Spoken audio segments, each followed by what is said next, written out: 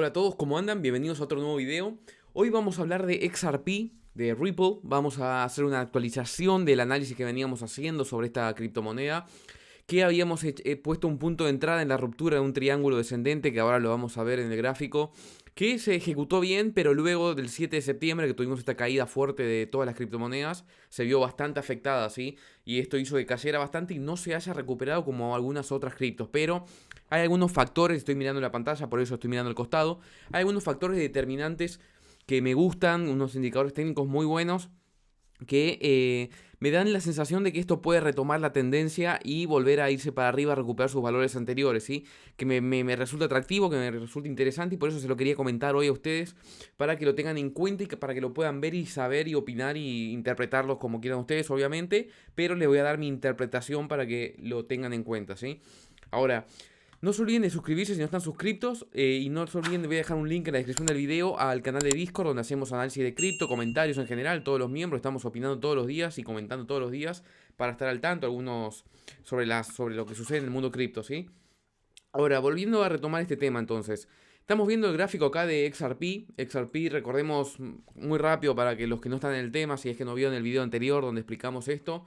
XRP es una cripto, una blockchain, Ripple es una blockchain basada o optimizada o orientada, si quieren decirlo así, para bancos, ¿sí? Para transacciones bancarias. Así que es una propuesta muy interesante, muy atractiva y tiene muy buen futuro en ese sentido, ¿sí? Hay otro video que hice, si quieren, que lo pueden buscar en el canal, donde hablo en más detalle de estos.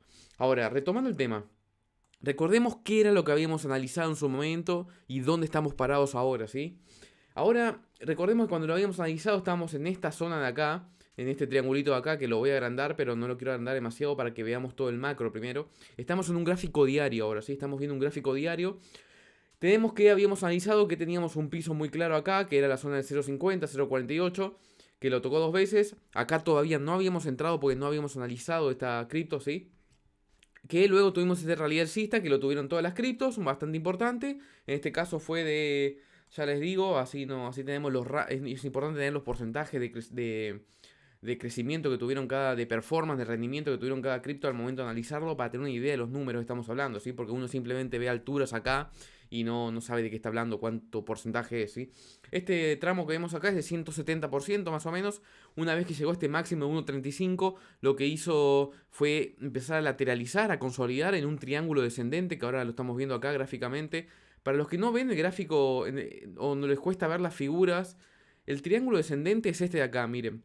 Esta recta de acá es la hipotenusa y este sería un cateto, ¿sí? O un lateral del triángulo, ¿sí? Entonces, si uno quiere dibujar un triángulo, se los voy a dibujar, pero después lo borro para que se vea gráficamente. Es esto de acá, ¿sí? Triángulo, ahí va, no me quedó recto, pero es este triángulo de acá, ¿sí? Vamos a hacerlo más prolijo. Esto, esto y esto. Esto es el triángulo que se ve acá, ¿sí? Eso para los que no lo pueden visualizar fácilmente. Entonces, ¿qué es lo que tuvimos? Tuvimos que el precio empezó a lateralizar, a consolidar en un triángulo descendente, ¿sí? Es un triángulo descendente porque este triángulo, esta parte de acá es recta y la hipotenusa va descendiendo, ¿sí? Entonces tenemos máximos cada vez más bajos, ¿sí? Que en general este tipo de patrón tiene dos resoluciones, que puede ser una explosión para arriba o una explosión para abajo, pero en general es una explosión, no implica, o sea, cada vez que se va comprimiendo este precio, es decir, este movimiento de precios, a medida que se va comprimiendo, resulta luego una explosión antes de llegar a la punta del triángulo, ¿sí? ¿Qué fue lo que sucedió? Nosotros habíamos de hecho analizado eso en particular. ¿Y qué habíamos dicho? Habíamos dicho que teníamos una concatenación de situaciones técnicas. ¿Cuál era una? Voy a traer esto acá para que se vea. Uno era este triángulo así, que lo que hace es un triángulo descendente, que luego termina en una explosión. Lo que tuvimos acá también como otro parámetro que analizamos en su momento fue el impulso, corrección, impulso, que también se veía como un banderín, ¿sí? A veces este triángulo también se puede analizar como un banderín, que suele ser luego de un impulso, es decir, impulso, esta figura de banderín para una explosión al alza. El banderín en general es un patrón de continuación en la gran mayoría de los casos, no siempre, pero en la gran mayoría. Entonces ese era el análisis que habíamos hecho, ¿sí? Vamos a borrar esto ahí para que se quede. Y el otro análisis que habíamos hecho era el famoso patrón de cup and handle, que es el de copa y manija, que es este dibujo acá. ¿Qué significa copa y manija? esta copa que se ve acá como una taza y la manijita del té, ¿sí? Como si fuera una manijita de una taza de té, por ejemplo. Eso es un patrón muy típico de explosión alcista, que si lo vemos acá, miren cómo se comportó, se vio bastante parecido. Esto se puede ver en todos los time frames. Ahora vamos a ver algo interesante respecto al time frame semanal para que lo analicen, porque parecería que no se completó este patrón todavía en el time frame semanal, ¿sí? Ahora, analicemos lo siguiente. Tenemos que este banderín que lo habíamos analizado acá, tenemos que hizo piso acá, soporte en estas dos zonas que concuerdan más o menos con esta zona de acá. O sea que esta zona, este cuadrado de acá es una zona, una región, ¿sí? Este rectángulo de acá es una región importante, ¿sí? De resistencia, ¿sí? Está bien cargada de puntos, ¿sí? Bien cargada de... Acá también tenemos, si lo extendemos, de hecho se corrobora esto. Esta región de acá es una región bastante cargada, una zona importante de resistencias que es importante que se venza para arriba y también importante que funcione como buen soporte, ¿sí? De hecho, vamos a analizar eso ahora mismo, ¿sí? Para que se entienda. ¿Qué habíamos analizado? Para hacer un repaso rápido. Nosotros habíamos dicho que entrábamos en esta zona de acá antes de romper el triángulo, que terminó rompiendo y le habíamos sacado un lindo porcentaje. Habíamos vendido una parte acá arriba, un 22% más o menos en 7 días. Vendimos una parte, no vendimos todos. Pero al día siguiente no fue, pero fue 2 días después. Habíamos vendido en esta zona de acá, más o menos el 5 de septiembre, una parte. Pero al día siguiente cayó fuertemente, ¿sí? Y teníamos una parte todavía.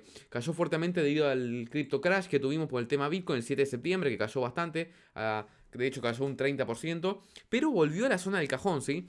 Uno en realidad cuando está viendo acá que perfora estas dos zonas de acá, que también corresponden con esta y esta de acá, genera dudas, como que en un solo día que caiga así y no haya un motivo fundamental muy importante, nos dice que no es hora de vender, ¿sí? ¿Por qué?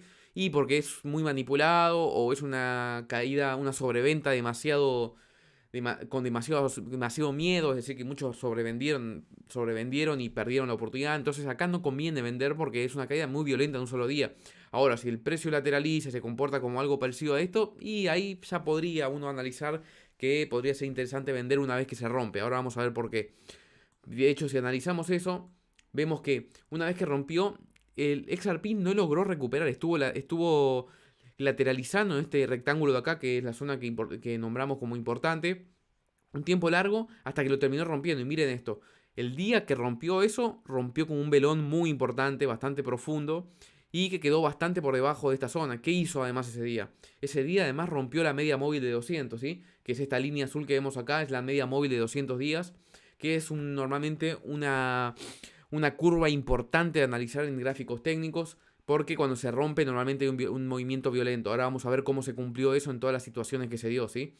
Entonces, ¿qué pasó? Salimos de este cajón y cayó para abajo. Acá lo que yo ya hice fue holdear porque vi que todo el mercado cripto estaba como en un FAD, ¿sí? Es decir, estaban todas las monedas muy sobrevendidas, mucho FAD, cierre de todo el ban de cripto en China y demás, que afectaba a Bitcoin y demás, hizo afectar a todas las criptos y esto no era momento de vender porque no vamos a vender cuando las criptos están regaladas, ¿sí? O sea, obviamente no es el momento de vender por más que los gráficos te digan, bueno, está por debajo de una zona de resistencia y demás, porque en el mercado cripto, al ser bastante más fácil de manipular, hay que tener un poco de huevos a veces, pues, por la palabra, ¿no? Pero de huevos para mantener la posición cuando la situación no está bien o parece manipulada o parece que el proyecto la verdad que pinta bastante bien. Si uno está en el mercado de acciones, capaz que ya una ruptura por debajo de la media móvil de 200 ya es un signo de venta, ¿sí? A diferencia del mercado de cripto que es mucho más manipulado. Estas caídas que esta región de acá después del 7 de septiembre como que se vio todo bastante manipulado. No era una mala opción vender acá si uno vendía, tampoco estaba mal. Y después recomprar a lo sumo en una ruptura posterior, por ahora lo vamos a ver porque rompió la media de 200. Suponemos que vendimos acá. Lo que podríamos haber hecho era vender acá y bueno, de quedarnos observando durante todos estos tiempos. Y cuando rompía acá, volver a comprar. Lo que pasó acá justamente es que miren, rompió la media móvil de 200 acá, como vemos acá, lo vamos a acercar para que lo vean, quiero ver si se ve, perfecto. Rompió la media móvil de 200 y miren cómo abrió acá arriba. Por más que esta vela esté roja de acá, hubo una apertura con al alza, una apertura con gap, se dice. Una apertura con gap se dice cuando hay una apertura con una distancia importante entre estos dos puntos, ¿sí? Que no es una continuidad. Por ejemplo, acá vemos que tenemos una continuidad. ¿Qué significa eso? Vamos a agrandarlo un poquito para que lo vean. Significa que el precio, hay un pequeño gap, pero muy mínimo.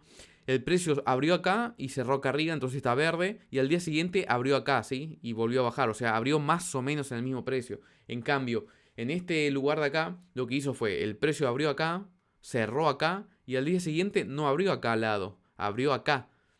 Perdón, abrió acá arriba, porque esta vela es roja, entonces terminó acá abajo. Abrió acá arriba, es decir, que abrió con un gap, es decir, que abrió con una diferencia de precio entre el día de cierre anterior y el día siguiente de 5%, ¿sí? Y después terminó bajando, por eso la vela es roja, pero aún así, por más que esta vela sea roja, el precio terminó arriba, ¿sí? El precio terminó acá arriba, terminó un 2,8% con respecto al día anterior, ¿sí? Eso es importante analizar cuando analizamos un gráfico de velas.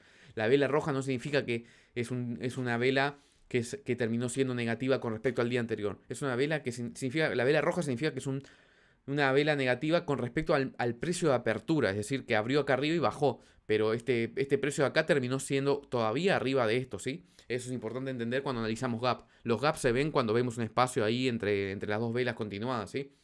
Entonces, ¿qué es lo que queríamos comentar sobre esta media móvil de 200 que era tan importante y que me gusta cómo se está comportando, ¿sí? Tenemos que cuando el día que perforó este cajón, se fue muy por debajo y perforó la línea de la media móvil de 200, ¿sí? Algunos podrían haber analizado vender acá, no estaba mal, no estaba incorrecto y quedarse atento a la situación. Lo que sucedió fue que el día que rompió con más fortaleza, intentó romperlo varias veces, pero no se mantuvo. Pero después de unos días terminó rompiéndola.